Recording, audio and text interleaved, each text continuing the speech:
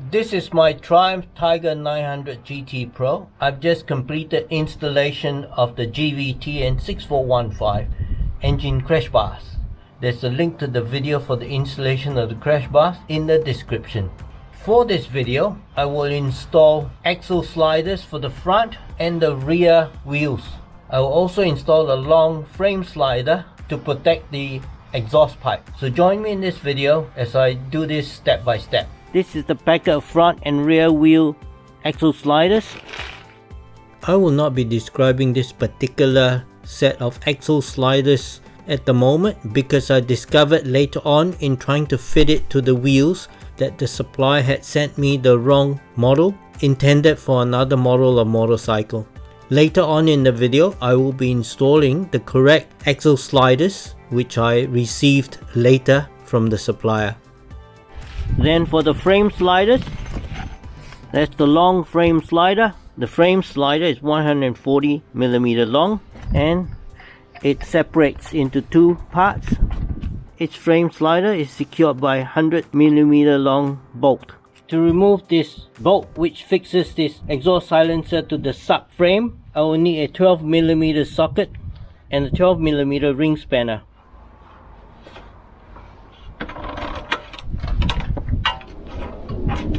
The bolt is coming out. Just be careful not to drop the nut behind. The frame slider comes supplied with a 100mm long Allen key bolt.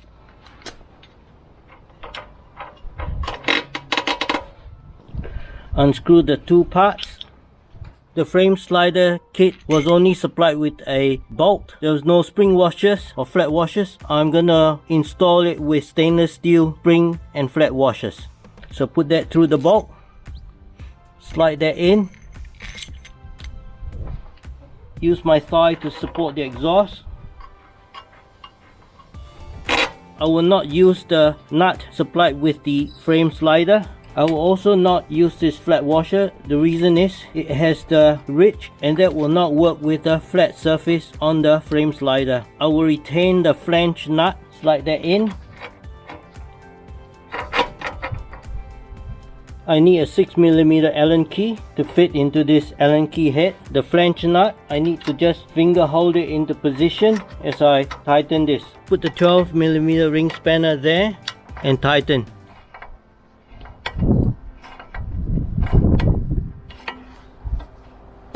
I have a torque wrench here. I will now tighten this bolt to top specifications.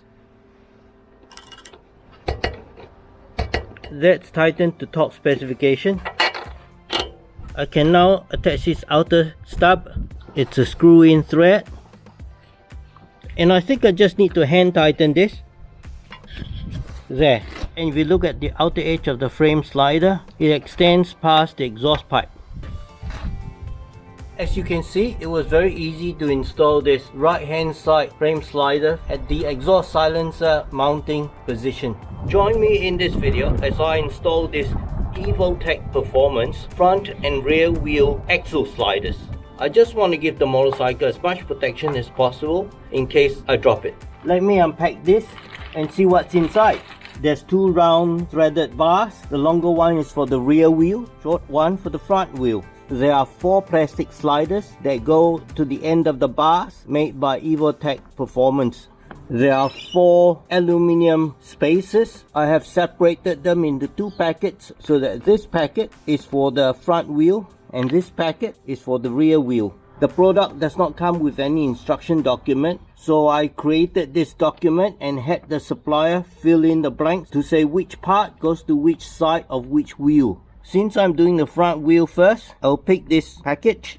I'm on the right side of the front wheel, so this is the spacer required for the right side front wheel. This side, which is the same on all the spacers, fits into the inside of the plastic slider, like that. Put that down, get the washer in there, and the washer has 2 faces. The face with the curve on the edge should go to the outside of the rod. Put the nylock nut in.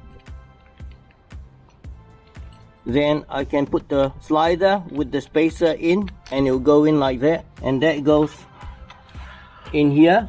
So this right hand side fits like this. So for the left hand side we get the slider and the spacer, nylock nut and washer, and we assemble it. Put the washer and the nylock nut. Don't have to tighten anything at this stage, just assembling it. I'll pull out the spacers so you can see that there's probably 15 millimeters to tighten on both ends. So I have two 13 millimeter matrix sockets. I'll turn from both sides so that both nuts tighten inwards rather than just one nut from one side.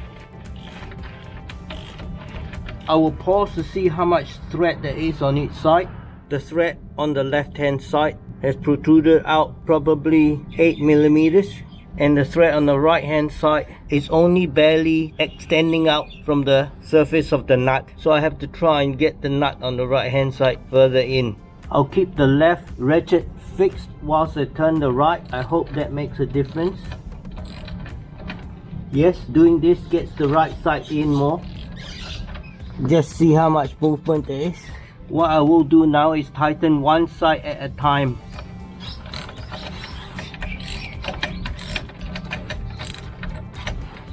I find that it's difficult to adjust the nuts so that they equal spacing on both sides, because one nut seems to hold tighter than the other, so it's always the same nut that loosens or tightens. What I'm going to do is remove the rod.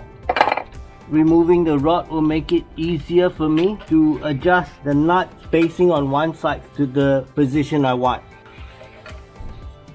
So this nut on the right side is tighter than the nut on the left, so whenever I tighten it, this one doesn't move, the other one just moves in or out. So what I'm going to do instead is use a vice grip. I put a rubber around the steel rod, use the vice grip, grip it tight, and then use the socket to wind this out a little bit more. And if I push the rod in now, at the moment the tip of the bolt is just barely at the edge of the plastic. I want to wind that nut outwards, maybe by 1 more millimeter.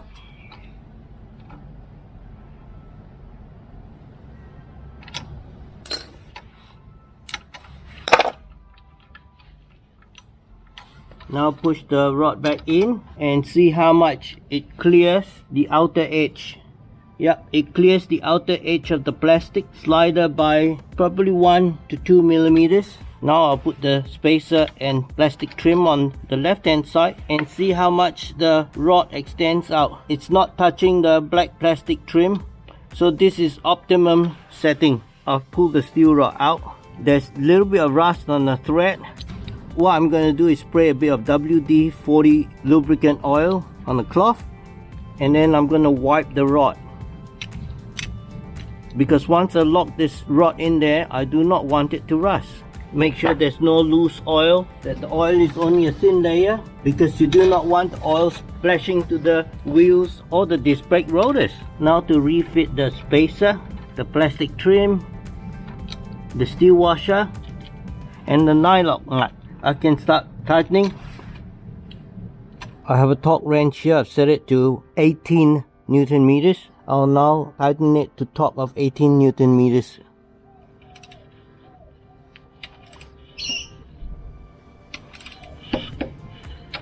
I've tightened the nuts to 18 Newton meters torque.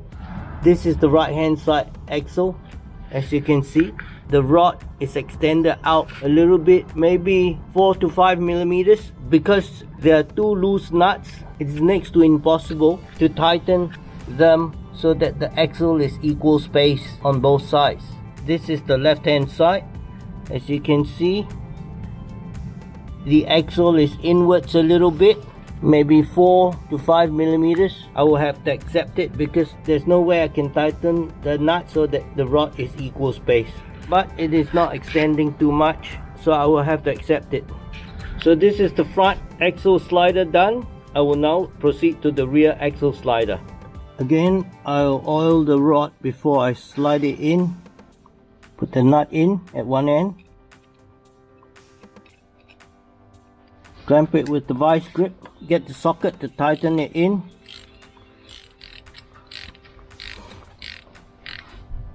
I've tightened the nut in just about that distance. Maybe that's 8 millimeters, 10 millimeters. That will do. Put the flat washer in. And according to my diagram, rear wheel right side uses spacer D, which is this one. So this is D. slide the plastic trim in, put spacer D in. That's what it looks like. Slide it in, and just to see how it works, the spacer makes flush to that surface, so that looks correct. Push that in. On the left hand side, the rod has protruded out from my drawing. Rear wheel left side uses spacer C, which is this one. Spacer C looks like this. So spacer C will go in here, and the idea is that the thin cylinder wall slides into that space between the rod and the rear wheel axle spindle, and it will go right in. Now put the trim, put the flat washer, put the nylock nut, and with the plastic trim in there, the rod is not yet touching the bar, so that is good. Put the nylock nut in, get my spanners out and tighten. So I put a second nut temporarily. I will tighten it against the first nut. What I hope it will do is prevent the first nut from moving inwards when I tighten the left hand side nut. So let me do this again. Now to put the spacer C in, put the black plastic trim in, put the washer in, put the nylock nut in, get the socket wrench in, and tighten. Now I get my torque wrench set to 18 Newton meters and torque up the nut. That's it. That's 18 Newton meters. That's it. The rear wheel axle sliders are installed.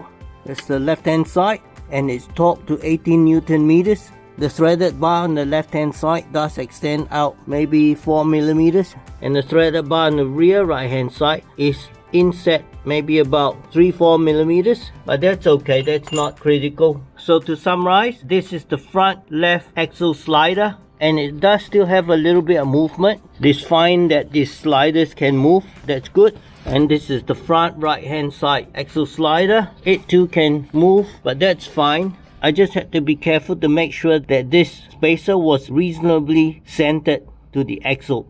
This is the right rear axle slider, and this is the left rear axle slider. So all in all, this motorcycle now has, for protection, GVTN 6415 engine crash bars, frame slider on the left hand side, front and rear wheel axle sliders. Similarly on the right hand side, GVTN 6415 engine crash bar, frame slider on the right hand side where the exhaust silencer is mounted, and front and rear wheel axle sliders.